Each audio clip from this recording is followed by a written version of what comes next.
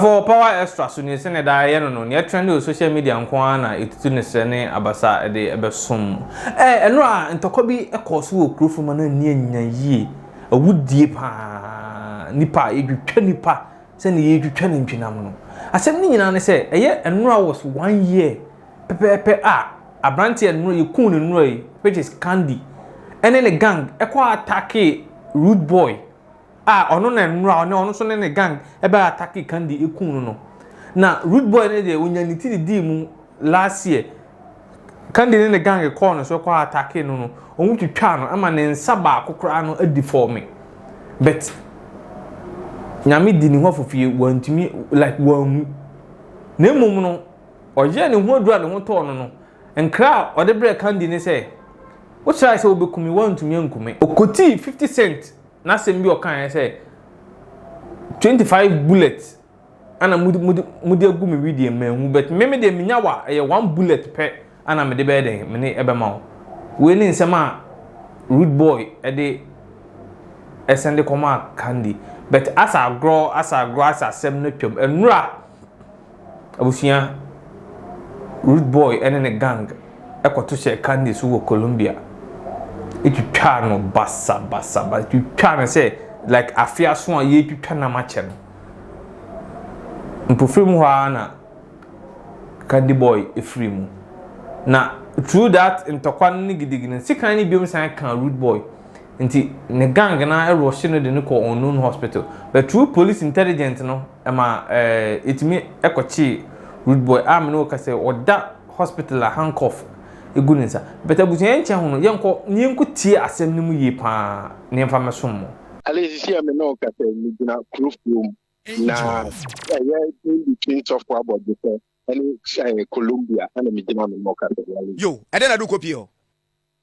ali ante duma idea ya wo ha no pe ya ne ka say eno anado eye NCBST eye Krofrom Columbia na so copy mo no tane odi kan di tibia no Krofrom eye abodite ana asem ni nyina ne se emema omuti eye brono to ali yan sensitize omunyina obia ni ho a ocheda wo paternal trait and after maternal trait owo eye Krofrom ho me kan cha na me pastor say omunyina obia nye obia me be ka se ya wo ne ho ana se eho no obia ubenya na ditiafo eye ne ma me side ana se me papa side exactly 1 year ago enra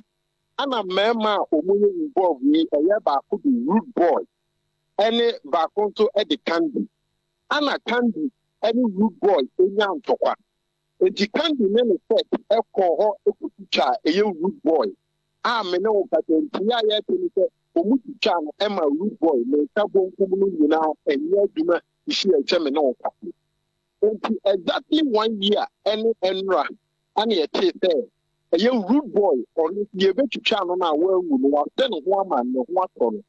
ene se enra eye Candy anam eye sopo abodi te e ka krama na wura eye Columbia no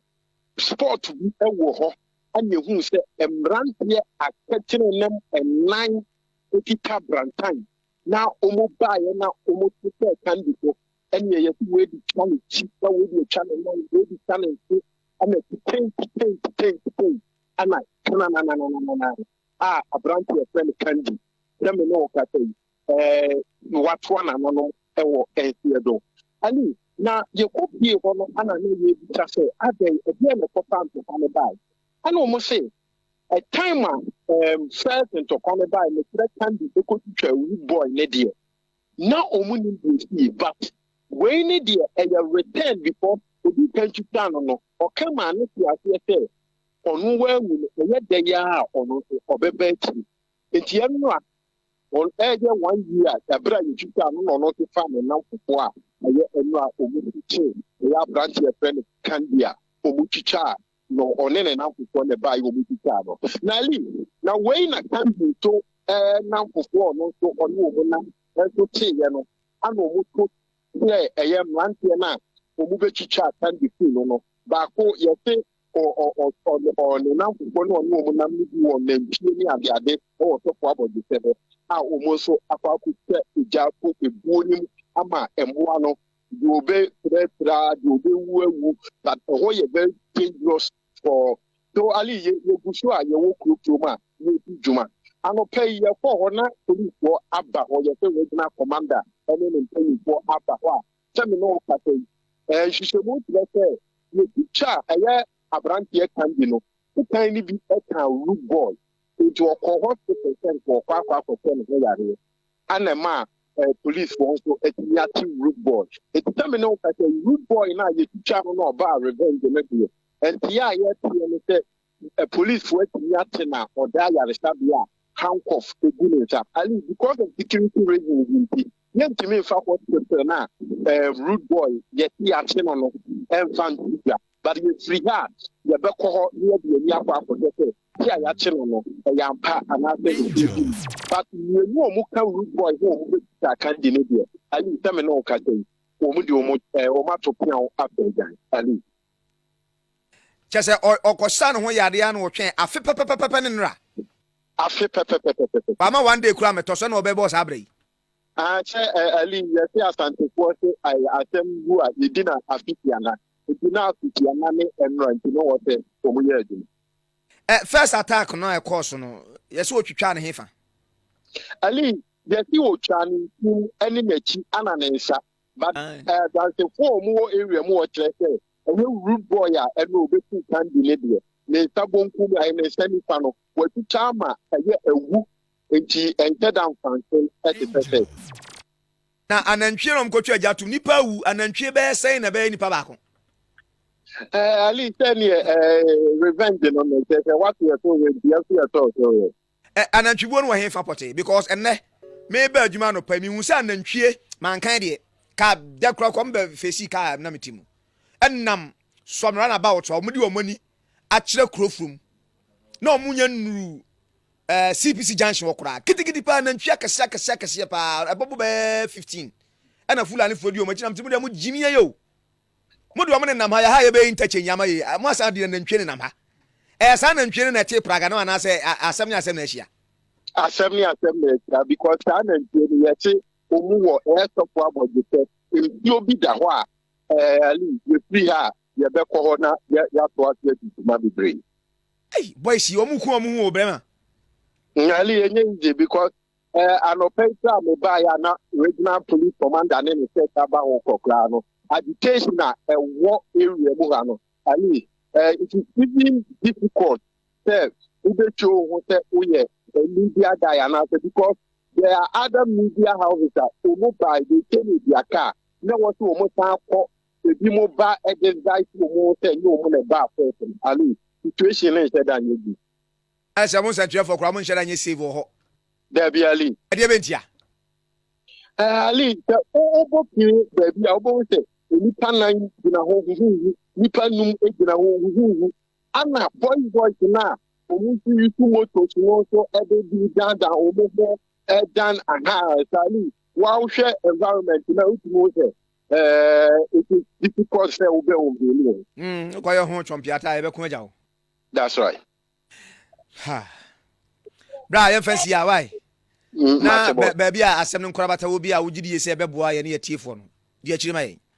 nyame wo ali papa that akwapa no kwarefo nyame shira pa angels montie you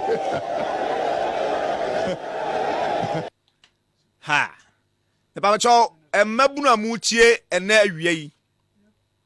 mesramo ani diem ghetto boys area boys ebi from so mo de o me bad boys obi friend no so a street boy ni nyina enye accolade papa e de ba ye ho e de nti na wo from so a street boy wa anya enna ene agya bi angrumi woni ba won so no o da street so ene nyame ncha de okotena fi ade nti na de sa edi to wo so a street boy obi kwati because me be a bad boy me a street boy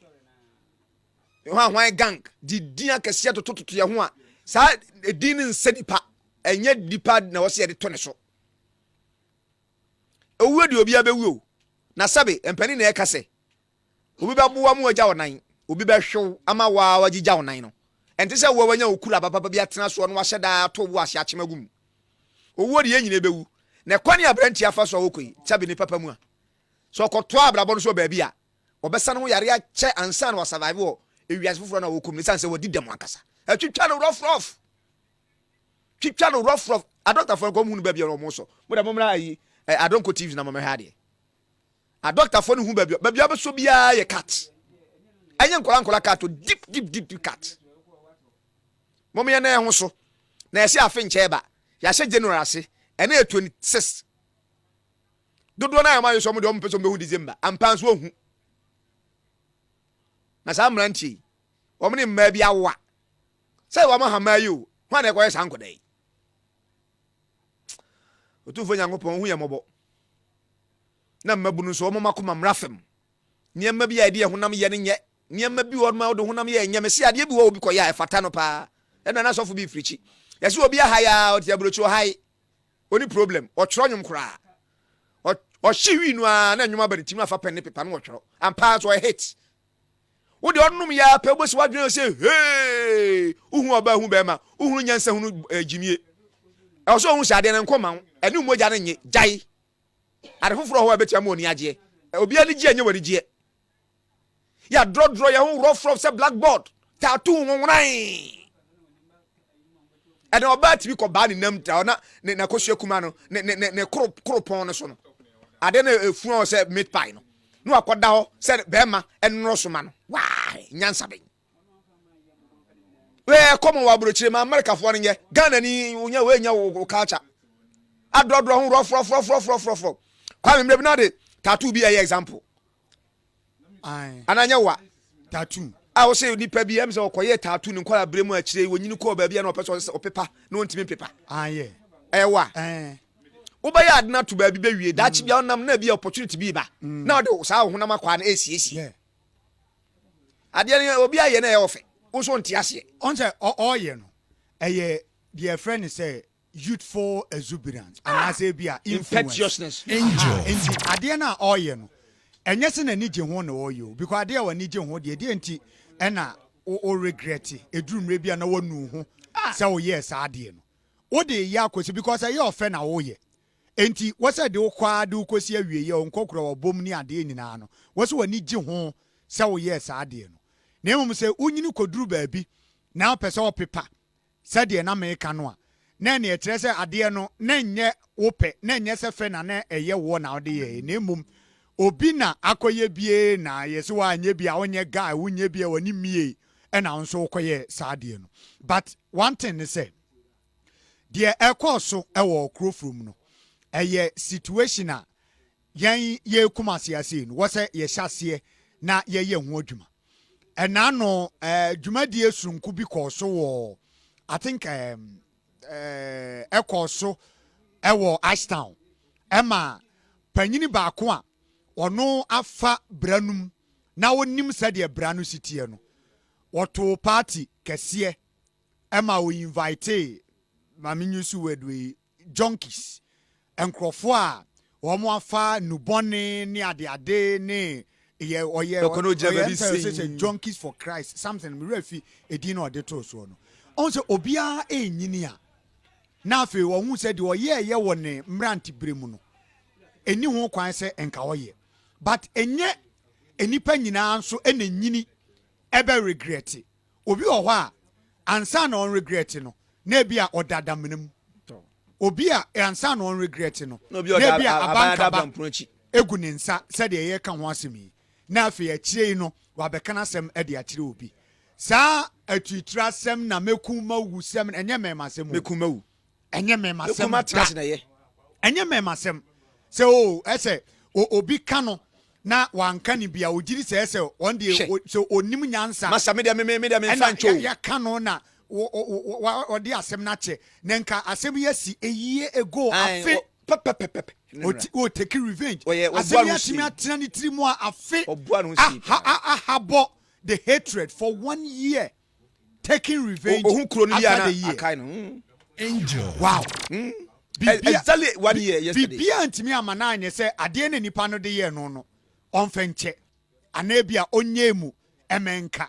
watimi ahaba kosa ne ho yare ama ne ho ato na wie eba be take revenge security for na sum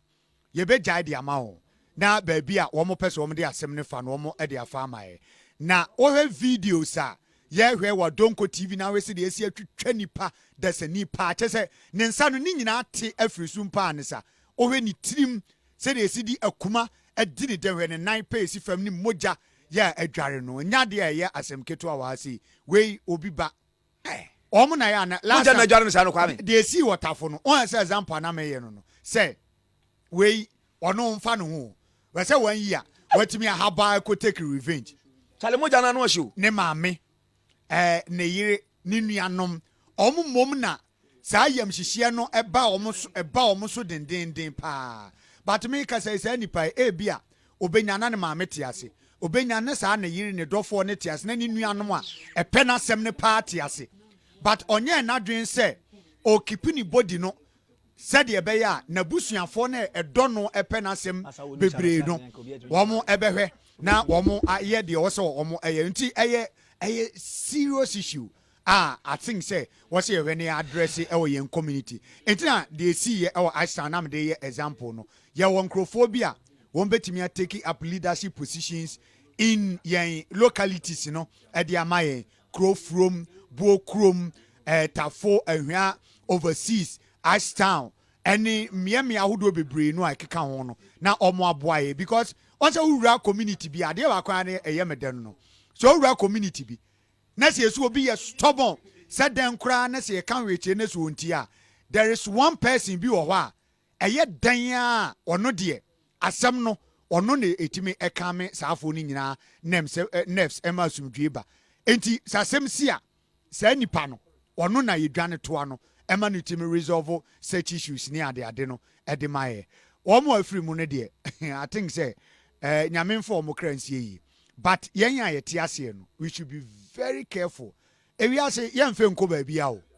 yen fe nko ba bia ti sometimes on obi na kwan a offer so born breast ono an life no ase on cherish ehun hia no me pa cho se wo life no hu hia wa o wa busuafo o won krofo a edo yie papa ye nei obi we video yi a o ti se sa de we sa to wo no se fitia no pakura aduane nka na no se ni yam ni BP se